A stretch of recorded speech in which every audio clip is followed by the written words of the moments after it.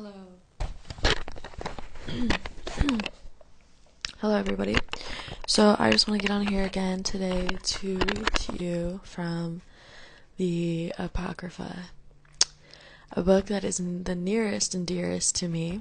The Lord has spoken to me out of it for a while, and I feel like the most I've gotten out of any kind of reading has been the Apocrypha. I found it in my favorite fucking bookstore in downtown Omaha, and I am stoked to read it to you today. So here is, let me just preface. So, a little history lesson. The Apocrypha actually was taken out of the canon Bible. That's right, folks. The Apocrypha was taken out of the canon Bible because it showed that basically it says that black people or the black community is more superior. It also says that women are more superior, and it's amazing. So I wish I could find to you where it says that females are more superior, or to show you where it says that black people are more superior, but than white folks. That's what it's more superior than. Black is more superior than white folks. Ooh, controversy. Ooh, reverse racism. False. It is truth, and it is from the Apocrypha. And that is why they took it out of the canon Bible, because it was in the year 1500s.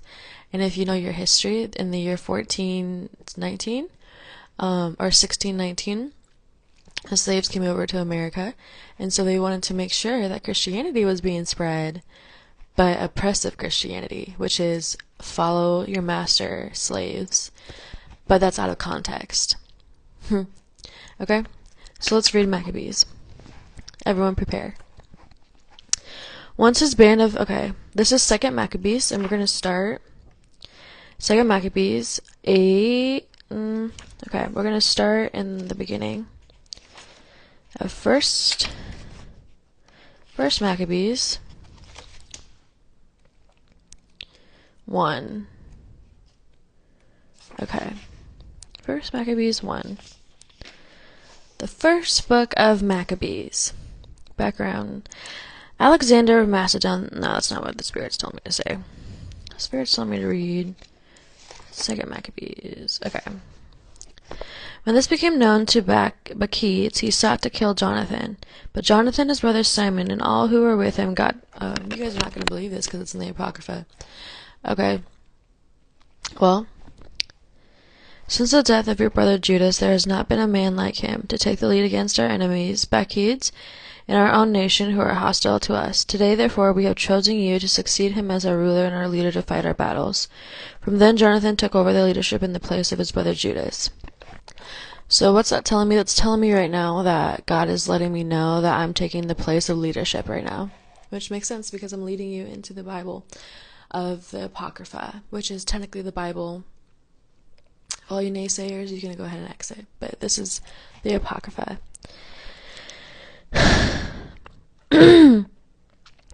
When this became known to Bacchides, he sought to kill Jonathan. But Jonathan, his brother Simon, and all who were with him got to know of it and took refuge in the wilderness of Tekoa, where they encamped by the pool of Asphar. So what God is saying is he's saying, when shit hits the ceiling fan, make sure you got a mop. You know? Like, make sure you got an umbrella so the shit doesn't fall on your head. You know, just, like, be prepared. Like I literally fucking just said. Because this book is not to be taken lightly. This book is the Apocrypha. This is, like, intense reading. This is, like, be prepared to hear something that's going to blow your freaking mind. But Bacchides discovered this on the Sabbath. And on the Sabbath is a holy day, so that's why it's mentioned. And he crossed the Jordan with his whole army. Jonathan set his brother, which is against the rules. Jonathan set his brother John away in charge of the camp, which because, like, Jonathan was in charge, but then he sent his brother away to be in charge of the camp. And that's a significant role swap, like, from Jonathan to John. So, followers, in appeal to his friends, the Nabateans took after their baggage train, which was the same size. But the Jambarites and sort of Medaba kidnapped John and made off with the baggage. Sometime afterwards, news was brought to Jonathan and his brother Simon that the Jambarites were celebrating an important wedding and bringing the bride, the daughter of the one who the great nobles of Canaan, from Nadabath with a large retinue. The fate of their brother John still fresh in their minds, Jonathan and his men went up and hid themselves under cover of a hill. Okay, guys, I hope you're getting a lot from this.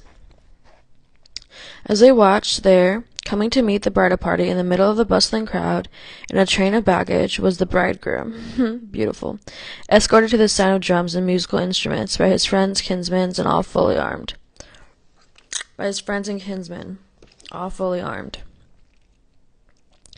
Jonathan's men leapt from their ambush and cut them down. Many fell while the survivors made off into the hills. And the Jews took all their goods as spoil. So the wedding was turned into mourning, and the sound of music to lamentation. The blood of their brother fully avenged, Jonathan and Simon returned to the marshes by Jordan. Hearing of this, Maccabees came on the Sabbath right to the banks of the Jordan with a large force. Jonathan said to his men, "Up, fight for our lives. Today we are in worse plight than ever. A battle in front, the waters of Jordan behind, to the right and to the left marsh and thicket. There is no escape. Cry to heaven to save you from the enemy." Okay, so this is like telling us to be spiritual, y'all. Like telling us to be freaking spiritual because it's saying cry out into the Lord, and that's a spiritual thing. Okay? Like it's a spiritual thing. So cry out to the Lord. Lord God, save me. And that's freaking how you do it. Now, a lot of people might think that you're crazy for speaking out loud. But, sorry, I don't mean to be distracting you.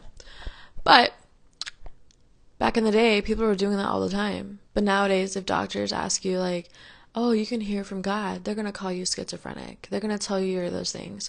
Because the world is different nowadays. And obviously the doctors are incorrect. Just because you can hear from God does not mean you have schizophrenia. Schizophrenia is a demonic entity, and all you need to do is cast it off. There's no such thing as mental illness. It's all demonic activity, but the doctors can't admit that because we are divided, church and state, in the country of United States of America. And so they can't admit to you that it's a God thing. They have to tell you it's something else. Because the world is run by Satan. Case closed. Thanks for listening. Okay, have a great day. Bye.